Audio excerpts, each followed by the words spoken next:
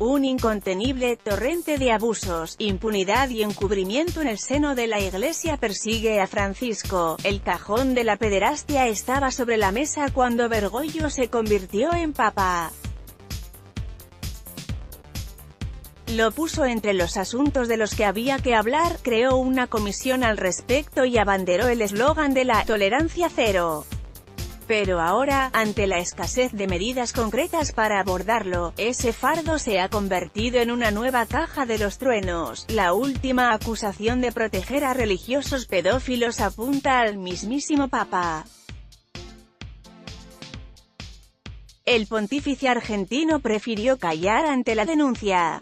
Lean ustedes atentamente el comunicado y juzguen por sí mismos, les dijo Francisco a los periodistas a su regreso del viaje a Irlanda. La carta en la que se dispara contra él despierta dudas por el tono y por su procedencia. El autor es Carlo Maria Vigano, exnuncio en Estados Unidos, jubilado sin premio por el propio Bergoglio, célebre urdidor de intrigas vaticanas y uno de los representantes del ala más conservadora de la curia.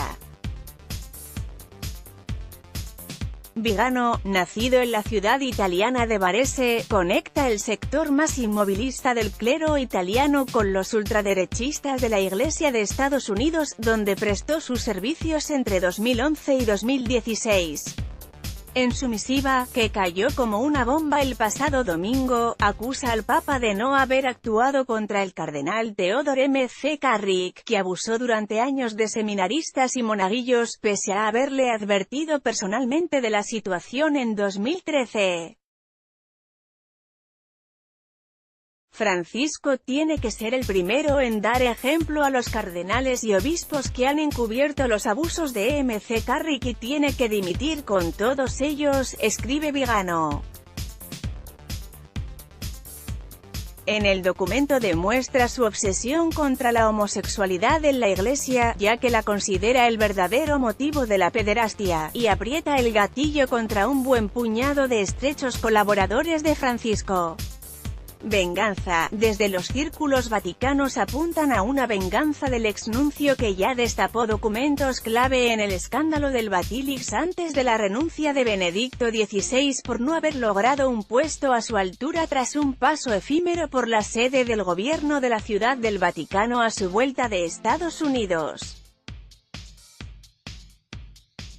El historiador Alberto Meloni escribe en La República que no tiene nada que ver con la pedofilia, sino con la intención de unir el integrismo antibergogliano con el fundamentalismo político católico.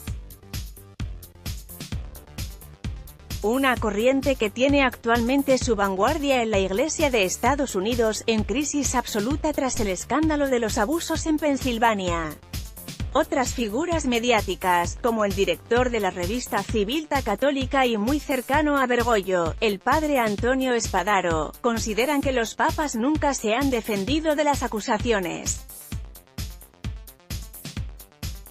Según esta idea, una respuesta equivaldría a darle pábulo a la carta, que de momento no ha sido acompañada de ningún documento.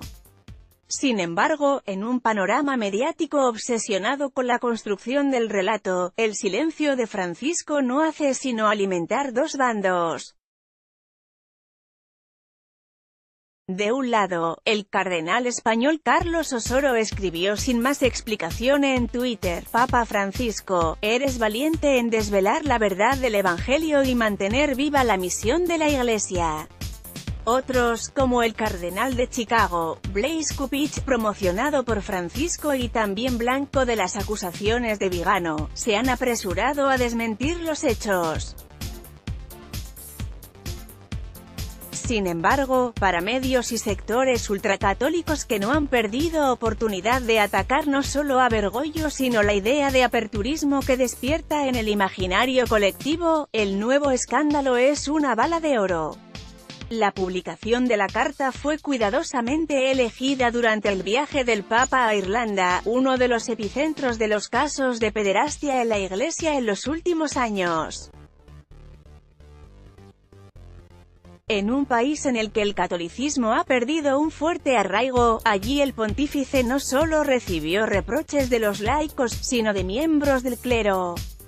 El primer ministro irlandés, Leo Varadkar, reconocido homosexual, dijo que la caridad y el perdón cristiano fueron sustituidos por la severidad y crueldad, y le espetó a Francisco a la cara que es el momento de construir una nueva relación entre Iglesia y Estado. De las palabras a los hechos, el Papa condenó los abusos sexuales casi en cada acto público que tuvo, pero ya antes de su visita, el presidente de la Comisión de Protección de Menores, el cardenal Sean Patrick O'Malley, reclamó procedimientos más claros para los casos que involucren a obispos. La irlandesa y dimisionaria de la misma comisión, Mary Collins, también pidió fervientemente que se pasara de las palabras a los hechos. Hace un mes, tras conocerse públicamente las acusaciones contra el cardenal McCarrick, el pontífice lo apartó y lo conminó a llevar una vida de aislamiento mientras la justicia estadounidense investiga su caso. Una decisión entonces aplaudida y ahora puesta en cuestión tras la denuncia de Vigano. Tras conocerse el informe que sacaba a la luz la historia de 300 sacerdotes que cometieron abusos durante décadas en Pensilvania, pese al conocimiento de sus superiores, el Papa se limitó a publicar una carta en la que mostraba su vergüenza y arrepentimiento por lo ocurrido. Se especuló con la publicación de un nuevo documento papal que endureciera las acciones en estos casos, pero acreditados medios vaticanos informaron de que el Papa no tomaría más medidas e insta a cumplir la legislación actual. La Comisión para la Tutela de los Menores solo tiene carácter consultivo y nunca ha tenido un gran peso específico, mientras que en la mayoría de los casos han salido a la luz los abusos antes de que el Vaticano interviniera. Incluso entre las voces públicas menos beligerantes con Francisco empiezan a reclamarse medidas contundentes y novedosas. Una de ellas sería la creación de un tribunal vaticano que se dedicara a investigar a los obispos sospechosos, propuesta por Mary Collins. Aunque el Papa se encargó de rechazar esta hipótesis también en el vuelo de vuelta de Dublín, al asegurar que las distintas culturas de los obispos deben ser juzgadas de forma independiente. Por eso, se refirió de nuevo a los procedimientos vaticanos ya existentes y a que cada caso sea estudiado en la corte correspondiente.